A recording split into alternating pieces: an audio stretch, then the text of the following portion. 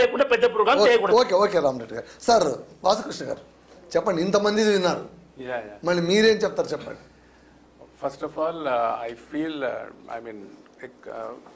in pain actually to think about the incident that happened. నిన్న జరిగింది చాలా బాధగా ఉంది డెఫినెట్గా. ఎందుకంటే I know the meaning of life. ఎందుకంటే ఇప్పుడు I lost my mother when she was 59 years, but still I feel that I have lost somebody quite early అనమాట. సో అలాంటిది imagine 59 and 20. So where is it? There is no comparison. So వాళ్ళ ఫ్యామిలీస్కి, వాళ్ళ ద పేరెంట్స్కి ఎంత pain ఉంటుంది. That pain and it cannot be replaced అనమాట. So life is definitely valuable for whether it is a human being or it is a anybody living on this earth has a has a right for existence happily undalanamata. That is a must anamata. So ikkada I will just quote a small thing. I okasari oka seminar vinna anamata.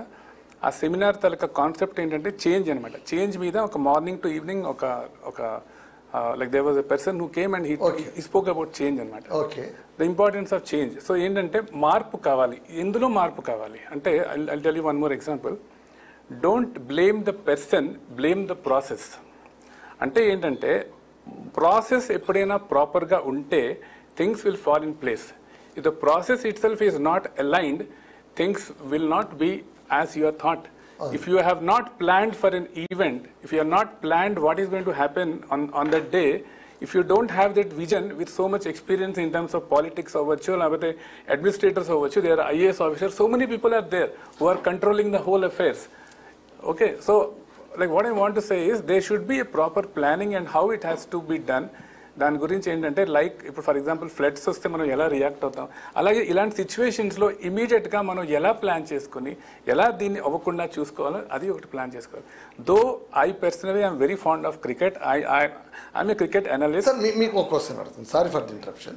మీరు చాలా ఏళ్ళుగా ఈ analytics అన్ని చూస్తున్నారు, betting కట్టే వాళ్ళ గురించి కూడా మీకు బాగా తెలుసు. ఎస్, ఎంత మాన్యువల్గా ఇదిగా ఉంటారు, పిచ్చిగా ఉంటారు. అసలు ఈ క్రికెట్కి ఇంత పిచ్చి ఇలా పెరిగిపోవడానికి ఏంటి కారణం ఉంటారు చెప్పండి. ఒకప్పుడు ఇంత పిచ్చి లేదు, క్రికెట్ అంటే అభిమానం ఉండేది, అభిమానం కాస్త పిచ్చిగా మారిపోయింది. పైగా ఇంకోటి ఏంటంటే క్రికెట్ తప్ప వేరే గేమ్ లేదన్నంతగా తయారైంది. ఇంతగా ఇది మొబైల్ ఎట్లాగైతే అన్ని వస్తువులను కబలించేసిందో ఇప్పుడు క్రికెట్ అన్ని గేమ్స్ను కబలించేస్తుందా? See, sports is something which is necessary for every individual's growth. ఎందుకంటే క్రికెట్ అవ్వచ్చు, ఫుట్బాల్ అవ్వచ్చు, బేస్డ్ ఆన్ మన ఎబిలిటీస్ బట్టి మన ఒక స్పోర్ట్ ని. నా ప్రశ్నకి ఇది సమాధానం చెప్పండి. ఈ పిచ్చి ఎట్లా వచ్చింది? పిచ్చి అంటారా? ఓకే, మీరు చూసారు కదా క్రికెట్ చూసారు. ఫస్ట్ ఎవరికి లేదు, వరల్డ్ కప్ కపిల్ కొట్టాకే అందరికి ఇంట్లో క్రికెటర్స్ వచ్చేయాలి అన్న పిచ్చి. ఇప్పుడు మనకి ఏంటంటే in country where we are, Sachin ఏంటంటే సచిన్ ని గాడ్ అని మనం చూస్తాం. అది okay, I'm just telling you. So that definitely ఇప్పుడు పిచ్చి అంటే నేను చెప్పి నాకు కూడా పిచ్చే క్రికెట్ అంటే. పిచ్చి అంటే ఏంటంటే కాదు, కపిల్ గాడ్. మాట్లాడండి, ఇక్కడే వచ్చేసి ఇక్కడే వచ్చేది మాట్లాడండి. నో, ఇది బేసికల్లీ ఏంటంటే మనకి I like doing cricket analysis. ఇప్పుడు ఫర్ ఎగ్జాంపుల్ ఒక మ్యాచ్ జరిగినా కూడా ఆర్సీబీ పంజాబ్ ఫైనల్ అన్నప్పుడు I was not belonging to either RCB or Punjab. I was interested in seeing the best of the match and ఎవరు ఎలా ఆడుతున్నారు, how they are able to play the opponent. That's what is the real ఇదనమాట. మనం ఎప్పుడు కూడా ఒక side ని మనం సపోర్ట్ చేయడం అది అవసరం లేదు. యాజ్ యూ సెడ్, ఇంతకుముందు మనం మాట్లాడుకున్నాం, బెంగళూరు వాళ్ళు ఎవరు లేరు.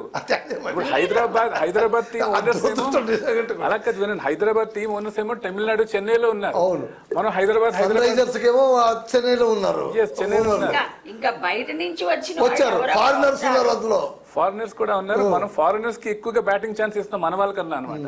సో ఇండియన్ ప్రీమియర్ లీగ్ అని పేరు పెట్టారు. ఎస్, అక్కడ ఇండియన్ చాలా తక్కువ ఉన్నారు అనమాట. మనం ఫారినర్స్ బాగా ఛాన్స్ ఇస్తున్నాం. ఓకే, తప్పలేదు, బికాస్ వేలంలో కొంటున్నారండి, ఇది వేలమే కదా, వేలం వెర్రి.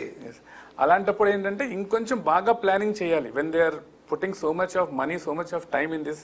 ఇలాంటి ఏదైనా యాక్టివిటీ పెట్టినప్పుడు ఎంతమంది వస్తారు, ఎస్టిమేట్ చేసిన వాళ్ళు they have failed in it. So I mean, the process has to be blamed. It's really very painful and shameful, and people who are responsible for this should be definitely given that proper punishment. ఇప్పుడు పరిహారం ఇచ్చేసారు,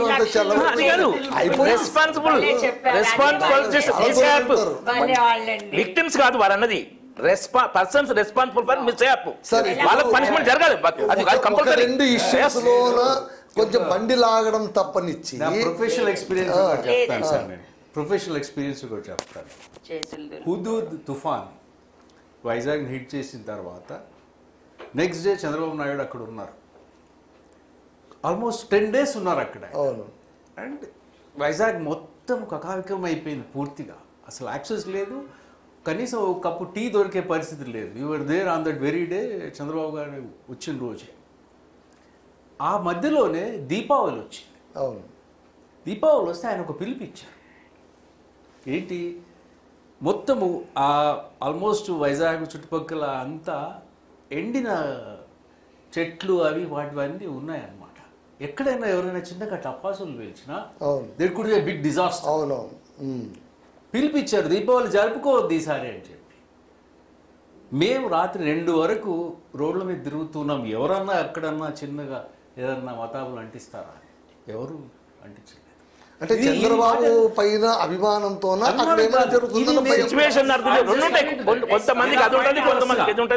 పాయింట్కే వస్తున్నా. ఎందుకంటున్నా అంటే భక్తి, మతము, fans, following ఇవన్నీ పక్కన పెడితే సివిక్ సెన్స్. మీరు ఒక గుంపులో ఉన్నారు. ఆ గుంపులో ఉన్నప్పుడు మీ ప్రాణం ఎంత విలువైందో మిగతా వాళ్ళది కూడా ఈక్వల్లీ అంతే విలువ. ఇందాక చెప్పారు ఆయన, షేమ్ఫుల్ యాక్షన్. ఎందుకంటే మీరు మీకు సంబంధించిన ఒక ఎమోషన్ ఎక్స్ప్రెస్ చేయడానికి నలుగురిని తొక్కుకుంటూ పోవాల్సిన అవసరం లేదు. మీకు ఇక్కడ సంధ్యా థియేటర్లు జరిగిందైనా, లేదంటే కుంభమేళలో ఏమైనా జరిగినవైనా, మొన్న మీరు వైకుంఠ ఏకాదశి గురించి మాట్లాడినా సరే, నిన్న జరిగినదైనా కూడా, ఇదంతా కూడా ఒక emotionally driven paranoid mind set అన్నమాట. నేనేదో మిస్ అయిపోతున్నాను ఆ భావనతోని, నాకు పుణ్యం దొరకదు, పుణ్యం లభించదు, లేదంటే ఇంకేదో దొరకదు. అంటే ఇది ఆ సివిక్ సెన్స్ అన్నది లేకపోవడం అన్నది, మిమ్మల్ని మీరు ప్రొటెక్ట్ చేస్తూ మిగతా వాళ్ళు కూడా ప్రొటెక్ట్ చేయాలి అన్న ఆ సివిక్ సెన్స్ లేకపోవడం అన్నది, that is the primary cause and concern. దేశంలో ప్రాణాలకు విలువ అందుకే లేకుండా పోతుంది. మీరు ఈ మాట చెప్తున్నారు. నేను ఇంకొక క్వశ్చన్ అడుగుతాను మిమ్మల్ని. ఓకే, సివిక్ సెన్స్ ఉండాలి, ఇవన్నీ కూడా మనం మాట్లాడుకుంటాం. కానీ తిరుపతిలోన వైకుంఠ ఏకాదశి దర్శనం అనేది ఒకరోజు అయితే దాన్ని సాగబీకి, దాన్ని వారం రోజుల దాకా సాగబీకి, ఇప్పుడు దర్శనం చేసుకుంటేనే మీకు పుణ్యం వస్తుందని ప్రచారం చేసి, అలాగే కుంభమేళలో పోయి మీరు మునిగితే మీకు పునర్జన్మం ఉండదు అని ప్రచారం చేసి, వీటన్నింటినీ ఈ కమర్షియాలిటీస్ అంటే మనుషులపైన మనసుపైన ప్రభావం చూపదా? ఇదొక